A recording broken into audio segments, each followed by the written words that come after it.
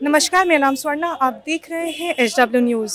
गोरखपुर में BRD medical college 10 अगस्त 2017 के बाद चर्चा में आया, जिसका कारण ये था कि वहां पर अस्पताल में ऑक्सीजन की कमी के कारण 60 से अधिक बच्चों की जान चली गई, जिसके आरोप में कई डॉक्टरों पे आरोप लगे, जिसमें से एक डॉक्टर कफील खान भी थे, जिन पे कई धाराएं लगाई गई, जो कई महीनों तक जेल में थे। हालांकि आरोप साबित ना हो सके और 2019 में उन्हें क्लीन चिट मिल गया, लेकिन उसके बाद भी कई बार वो चर्चा में रहे। जैसे पिछले ही महीने नवंबर के महीने में उन्हें फिर से BRD मेडिकल कॉलेज से बर्खास्त कर दिया गया। इसके बाद उन्होंने एक किताब जो द गोरखपुर हॉस्पिटल ट्रेजेडी है, ये किताब लिखी है, जिसमें जो उस दिन की घटना हुई थी उस पूरे घटनाक्रम को इसमें बयान किया है, जिसके बारे में आज हम उनसे बात करेंगे। तो सर, आपका बहुत बहुत स्वागत है। थैंक यू सोरा। मेरा सर सबसे पहला सवाल आपसे, ये किताब लिखने का कारण क्यों, क्या आवश्यकता?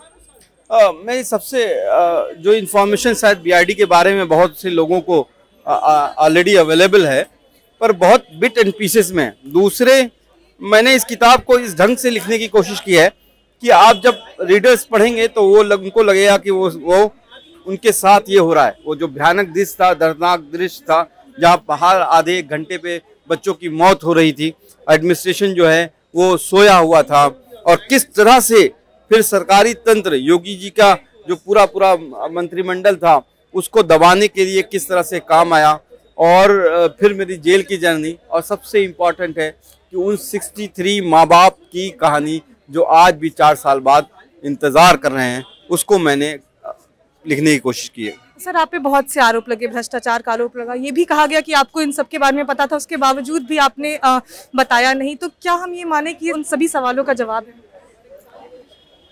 टर्मिनेशन ऑर्डर में जो मेरे लिखा है वो मैं आपको बता दूं।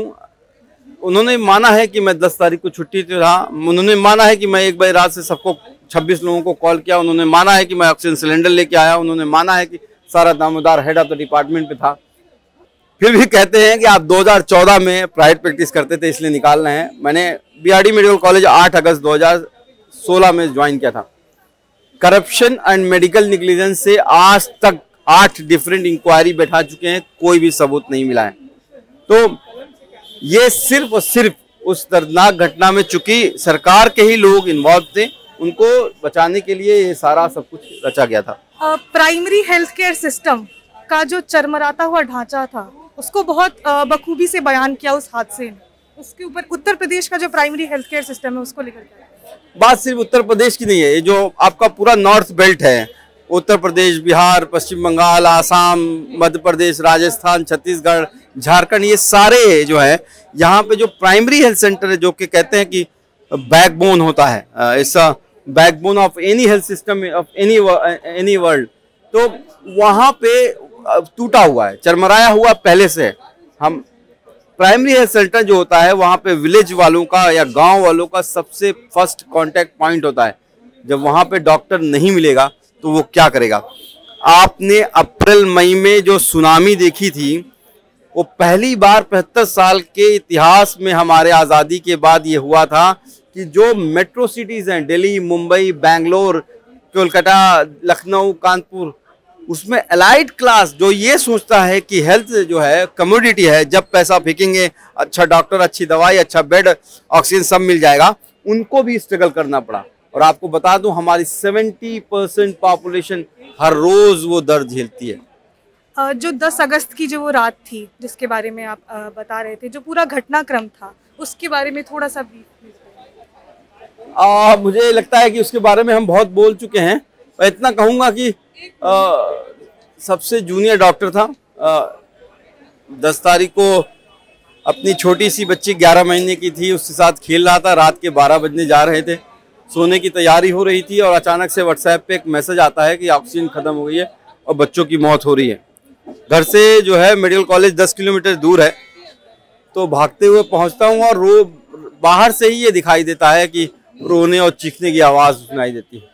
पहले तो कुछ समझ नहीं आता है, आधे एक घंटे की कुछ क्या किया जाए, तो बस पेशेंट को, लोगों को अम्बू बैग पे डाल देता हूँ, जो जूनियर रेजिडेंट थे, और मैं अकेला नहीं था, 16 जूनियर रेजिडेंट थे, वार्ड बॉयज थे, सिस्टर थे, सारे थे। कोशिश की गई कि अम्बू बैग से ट्राई किया जाए, वो नहीं हो पाया, तो फिर हम लोगों ने जो है सिलेंडर्स का इंतज़ाम करना स्टार्ट किया। और उन 54 घंटों में liquid oxygen supply stopped at 7:30 PM on 10th of August 2017 and started only on 13th of August 1:30 or 2 AM. So 54 hours there was no liquid oxygen. So हम लोगों ने करीब करीब 500 सिलेंडर्स अरेंज किए और 400 बच्चे थे, 63 बच्चों को फिर भी बचा नहीं पाए। इतनी कोशिशों के बाद दोबारा से बीआरडी मेडिकल कॉलेज से आपको बर्खास्त कर दिया गया, क्या कारण दिए?